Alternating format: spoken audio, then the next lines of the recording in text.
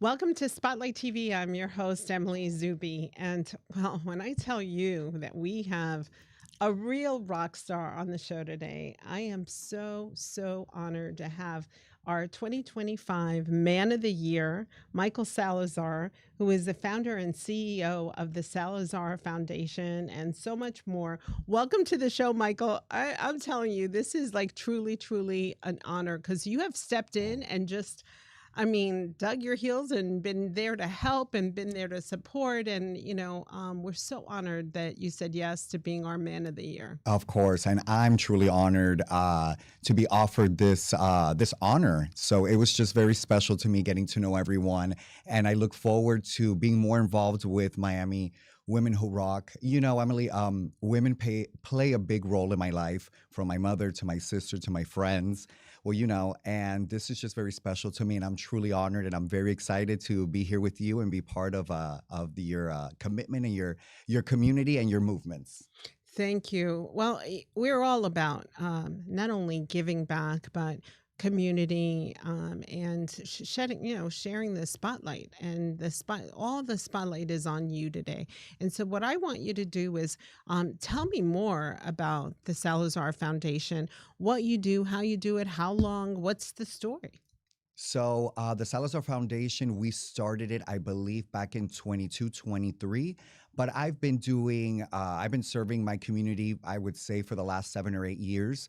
I was first approached to donate for a Christmas toy drive, I believe.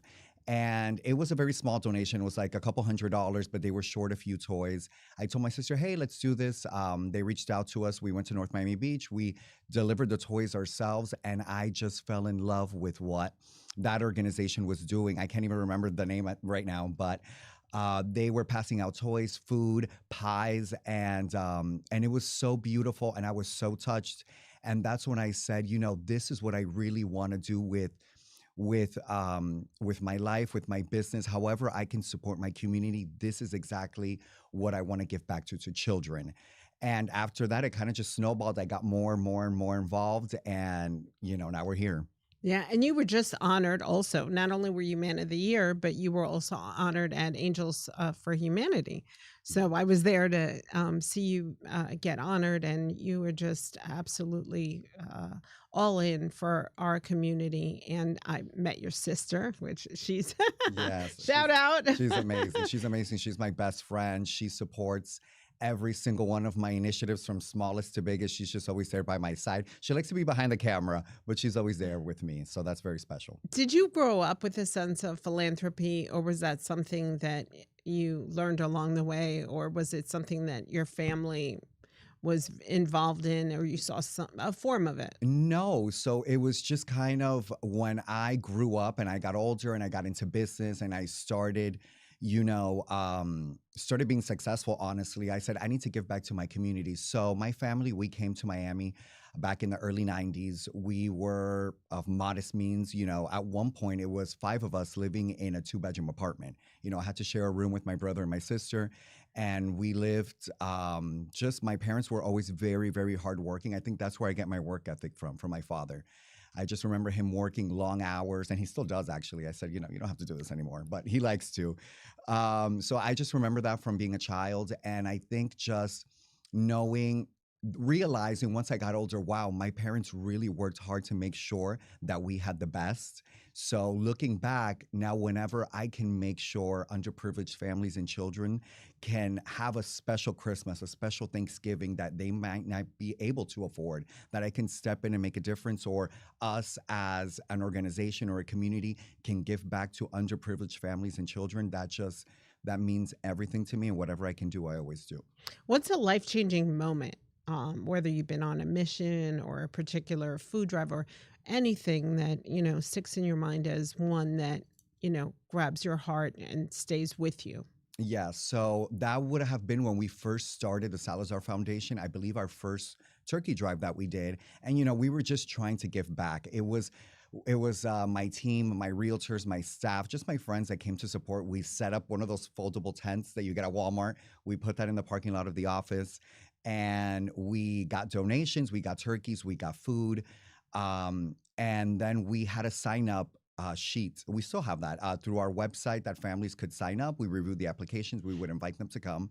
And I remember just talking one on one to these families and the stories of the elderly that are living on fixed income, on families that just arrived to the US with maybe not even making minimum wage and having three, four, five children, that they said, wow, without this donation, without this turkey and the food bag, they wouldn't have had a Thanksgiving.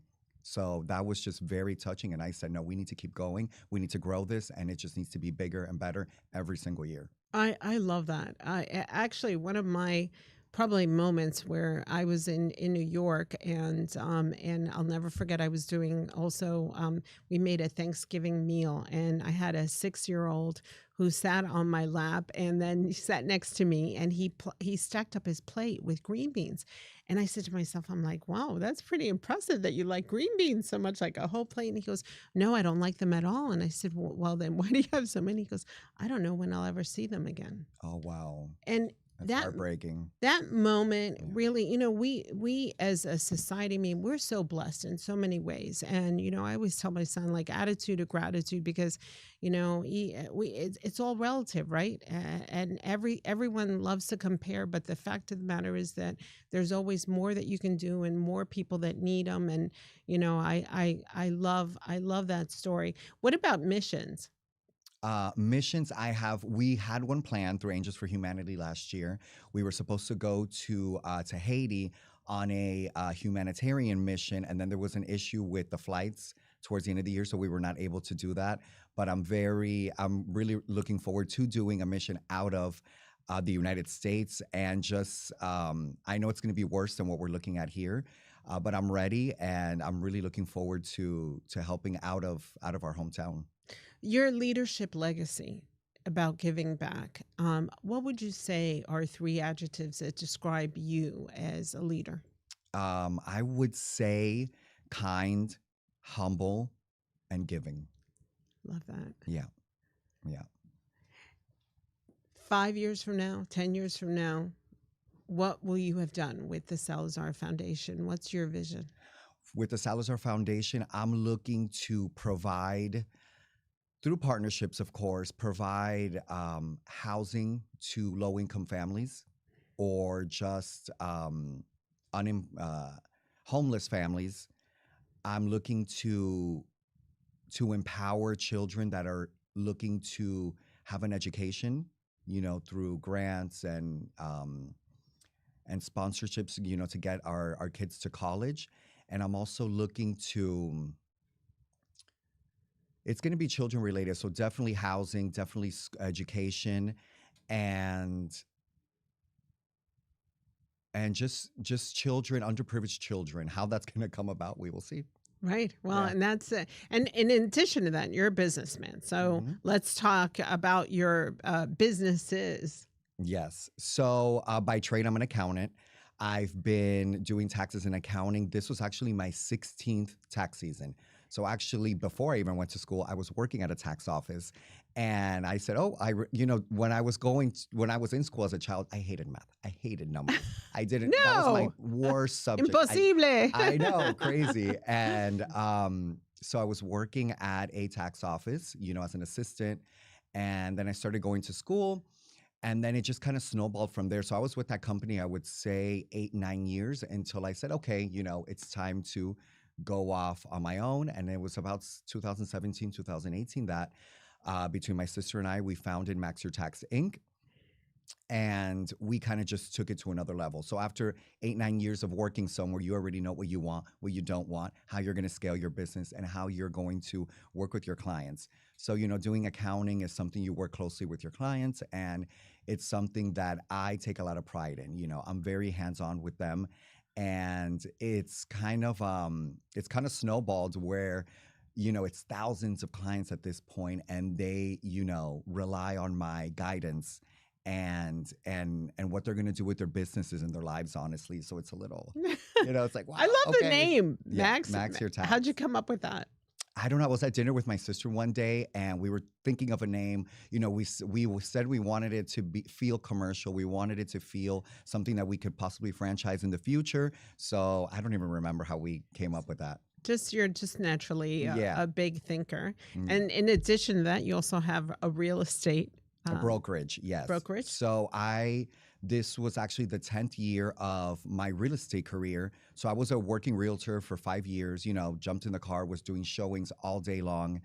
And I would mostly do that after tax season, where I had a little bit more time. And then during the pandemic, when rates dropped and everyone was kind of buying and selling, that just took off. So I was kind of pushed I had a team at another brokerage.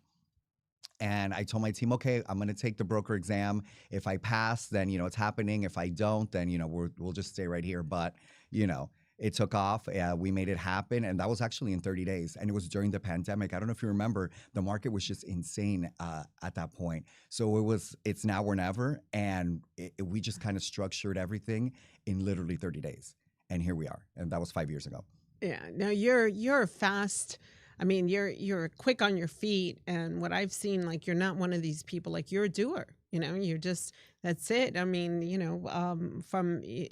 get into action very quickly, and everything that I've seen you do, that's okay. What do we need to do? Let's get it done. Let's get it done. Yes, when I say I'm going to commit to something, I do it, and I go big or I go home in all aspects of my life. So yeah. Well, we love to have you. Thank you. Welcome to the Rockstar family. We're going to show a video, which was, I mean, I think one of the best videos. Shout out to your production team. Yeah, Media Poets, they're the best. They're my people, and they always grab the moment, the event, the organization, whatever we're doing at the time, and myself in such a beautiful way, and then the message just gets communicated so beautifully every single time. So yeah, shout out to them. Well, we're going to play that video, and we just came out in Hot Living magazine. Our event was just featured, I saw that. You're featured as Man of the Year. Amazing. And so we'll show that video because it really does capture the whole essence of the event. And we've been thanking all our sponsors, our partners. Thank you for supporting us and making this event possible. So we'll show you the video now.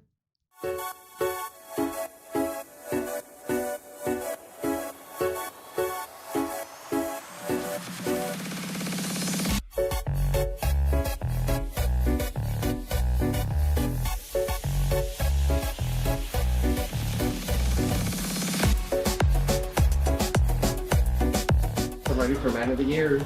Yes, you are. Are you excited? Very. I'm so happy for you. You deserve it. Michael Salazar is a distinguished CEO, real estate leader, philanthropist. Please join me in celebrating a true online change maker, a man who rocks. Man of the Year, Michael Salazar.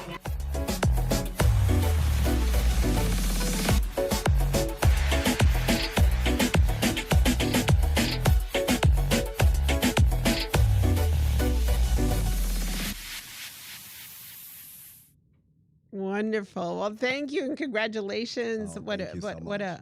What a beautiful, beautiful video. When you think back of 50 Shades of Pink, I mean, this was just May 1st. Yeah. And it goes by really quickly. So quick. But I'm really curious as an honoree, kind of the high points of that day. Everything, just your story that you opened up the program with that. Everyone that got to speak, and just the amount of powerful, successful women that are making a difference. That was the biggest thing for me. Like I mentioned earlier, women play a big role in my life. Most of my best friends are women. Women play a big role. They mean a lot to me. And for some reason, I don't know if it's my sign, my energy, I just gravitate towards them. They gravitate towards me. And it's amazing. But that's one of the things that I loved about the event. Just powerful women that are making a difference and that actually care and that are committed and that do this day in and day out. So that was the biggest thing for me. What you said about women and having that respect, I mean, that's actually part of the criteria of what we look for when we look for our Man of the Year. And they're nominated usually by by a woman and a rock star within our community. And you just have really, you're part of that legacy. You're part of the rock star family now. And I've seen how you are with women and how much, and I've seen that love that you share with your sister. Yeah. And it's beautiful. It's like really, really part of our core values of who we are. Yeah, that's why this whole thing is just amazing to me. I'm still in like awe, kind of in shock that it hasn't sunk in, I believe, because it was just a few weeks ago. Right. I went to a committee meeting on Monday, and we were all kind of introducing ourselves. There's another event that we're going to be doing in October for children. So all right. it's a you could talk about that because Yeah. we're actually going to be doing something for the with organization. with Amigos for Kids. So I just joined the Young Professionals Council for the professionals under 45 at Amigos for Kids. And I'm also on the host committee for the Amigos Night that's going to be in October. So we were kind of going over what the event is going to consist of. We were all introducing ourselves, and I believe I was the last person to introduce myself. And then two ladies next to me and someone from across, it was like a board meeting table, said, "Oh, and not to mention, he's man of the year." He didn't even mention that. Look how humble he is. And I said, well, I'm not gonna, I don't know I didn't know anybody there, so I didn't want to, but it is, it's so amazing. And I'm honored, I'm proud, and there's so much more to come, and it's so exciting. How many other organizations are you involved? So Amigos for Kids, you have that coming up. And what's your year look like in terms of any other organizations or what, that's around the corner, believe it or not. Yeah. I mean, we're coming up on June. Yes. So, when planning an event or an initiative or anything like that, it takes time. It takes weeks. And since there's so many people involved, and, we all have our personal lives, we have our businesses. So incorporating this, you need to do it with time because, we're all busy and doing things last minute, never works out great. So, but yeah, Amigos for Kids, they have a back to school coming up. We have the Amigos Night, and there's other programs. There's a lot of programs that do we have a date for Amigos Night already? I believe it's October 18th. It's a great event. It's so good. 1,500 guests, like it's crazy. I was there years ago. When I want to say, I don't know how many. I think it's like 30 years. Yeah. Plus, right? Yeah. And Karina Pavone, she was also an honoree, and also is in our founder circle. But she's amazing. I love her. I think I went to Amigos Night like 10 years ago, and then this past year, we went because Nati Diaz with Prestige adore her too. Is a sponsor, and we had 3 tables at the event. And I couldn't get over, how much it's grown. I remember what it was and the dominoes and completely. No, it's huge. All the vendors, it's a monster of an event. It's huge. 1,500 guests. We're looking at 25 restaurants that are going to be, sampling their food for everyone.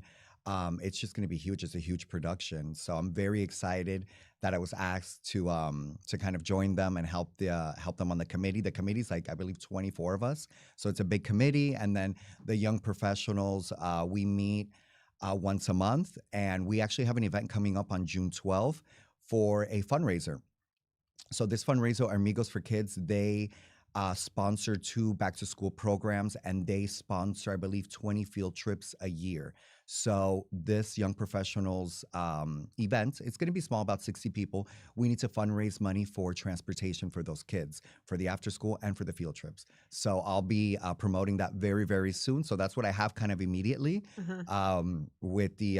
So we'll talk about an idea I have after this. Okay. Amazing, yeah. How we can help. Okay, amazing. So we have that. And then with Angels for Humanity, I love Judith Joseph. We're going to have back to school soon. Catwalk for Charity is in October. So we're going to have that. So yeah, there's a lot. This summer's going to be very busy. October's jam. September and October is going to be very busy. Yeah, and we have our book of leaders.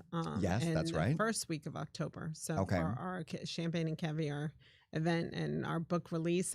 It's like giving birth, except that giving birth is 9 months. This has been, Yeah, you've been working on this for a while, like 2 I years, mean, right? it's like a little over a year and a half, Yeah. but I mean, it was a real, mission and vision, and Yeah. like I'm sure you can relate. Like any leaders, sometimes our thoughts and our ideas are so much bigger than we even realize, and Right. then trying to make them a reality. But Yeah. Um, this is wonderful to see it come on the home stretch, as wow. I I would say. cannot wait to see it. My best friend Marta Bloom is in it, so She's I'm incredible. I'm very excited to see this book and to see what you're gonna do with this event. I'm very curious. Yeah, yeah. Yeah. Now, in terms of Miami, hmm so we always say Miami rocks. On your free time, or what favorite brunch spot, anything that you would say is like part of your rock Who? star routine. Okay, so I mean, I work a lot. I'm at the office.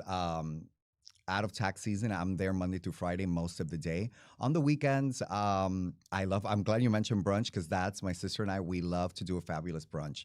On a Sunday, we love to just dress up, daytime chic, al fresco. That's like our go-to thing on Sundays. We love to do that. We love to be out on the water as well if we can get on a boat and do that. So that's always a good time. And then I will do a trip or two out of Miami. So I do love to travel. I love going to Europe, South America. That's also my thing when I can get away. I love to travel. I love that. I love that. And you're such a sharp dresser. So Oh, I thank mean, you.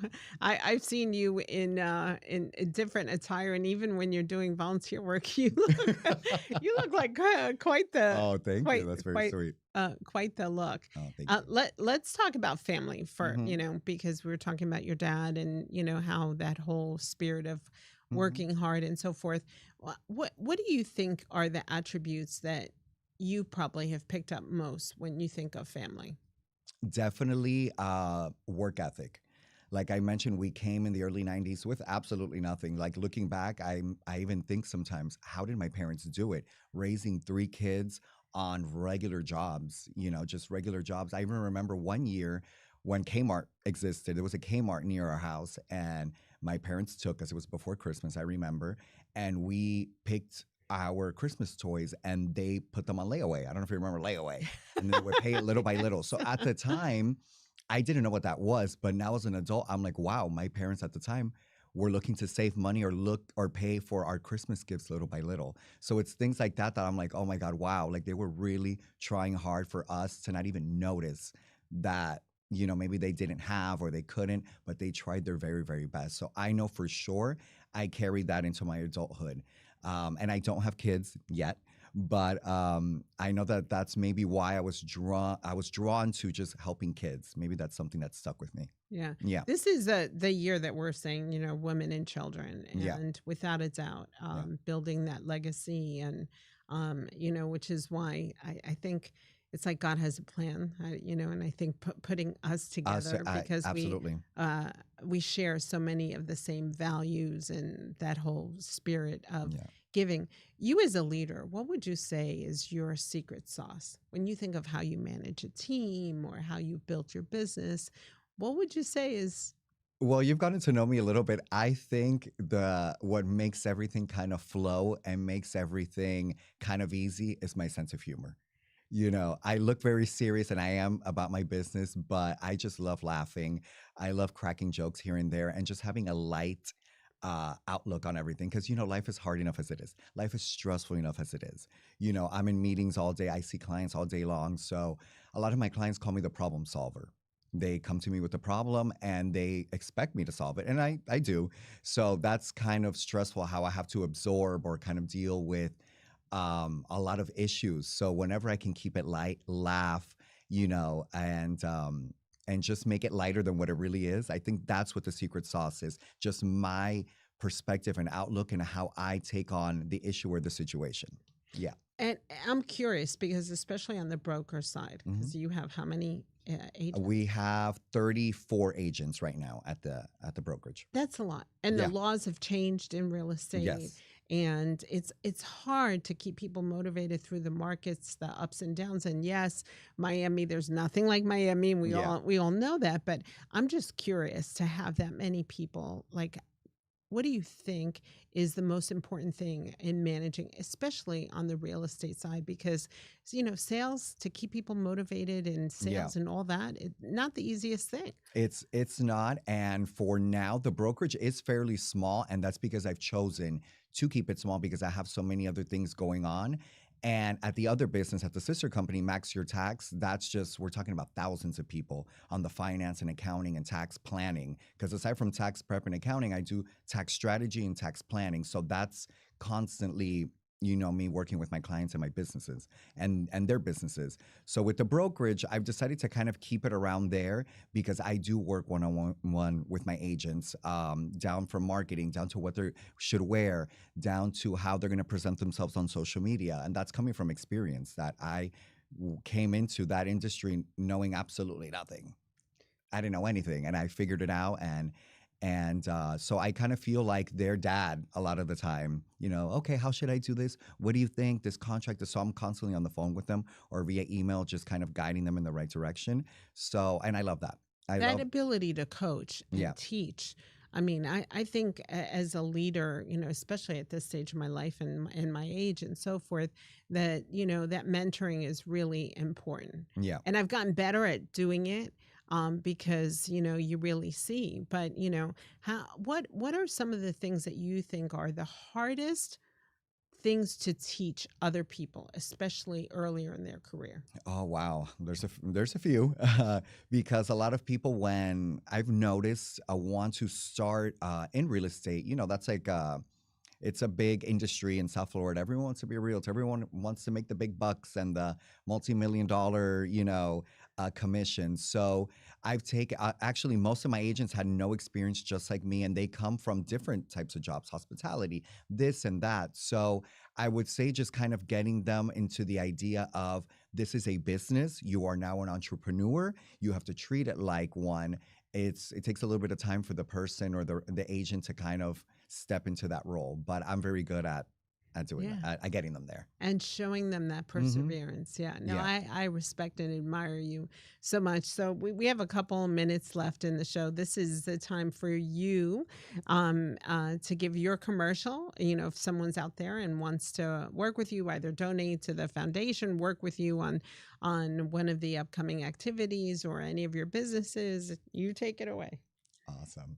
So if, I get this question a lot, Michael, how can we help you? How can we, do our part? How can we make a difference? For more information, you can visit salazarfoundation.org.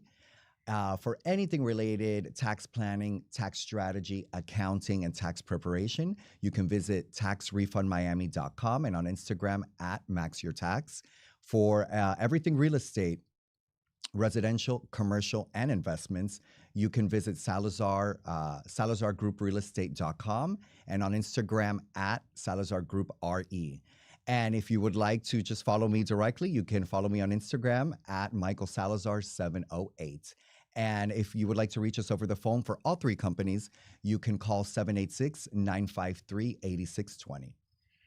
Thank you so much. Well, you truly, I mean, I've been so impressed, Oh, thank and you. you have really warmed my heart. I mean, you've been such a great representation of who we are as an organization, and the accolades are many, and the people that know you and love you, and just know that you have this really giving spirit, and that you're so professional.